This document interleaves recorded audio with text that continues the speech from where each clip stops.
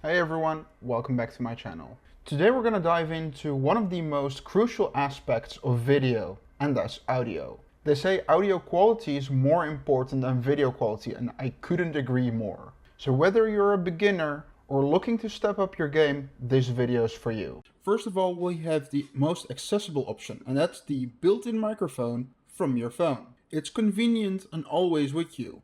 But let's see how it stacks up in mic quality. Testing, testing. This is an audio test using the built-in microphone from my phone. And as you can hear, it's pretty decent. But it can pick up some background noise and it lacks a bit of depth. Next we have the Lavalier microphone, also known as a lapel mic. These are great for on-the-go recording and for interviews because they are small, affordable for the wired versions, and clip easy onto your clothing. Testing, testing. This is an audio test using the Lavalier microphone. Notice how it captures my voice more clearly with less background noise in comparison to the phone mic.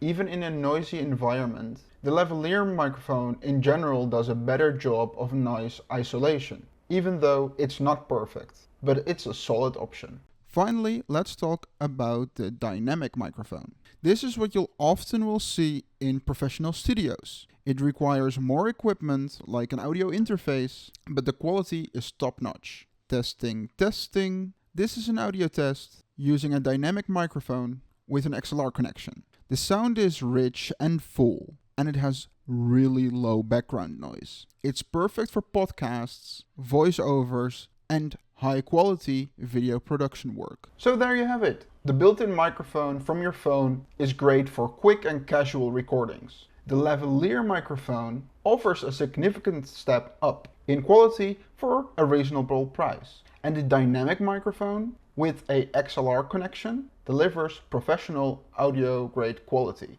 Ultimately, the best choice depends on your budget. If you're starting out, a Lavalier microphone is a great investment. But if you want the best audio possible, you should go with the XLR setup. However, the most important thing is that you need to start thinking about audio quality if you want that people watch your videos. I thank you all for watching. I hope you guys enjoyed the video. Don't forget to leave a like. If you have any questions, leave them down below. If you want some recommendations, ask for them and I'll give them. And I hope you guys have a good one. Bye bye.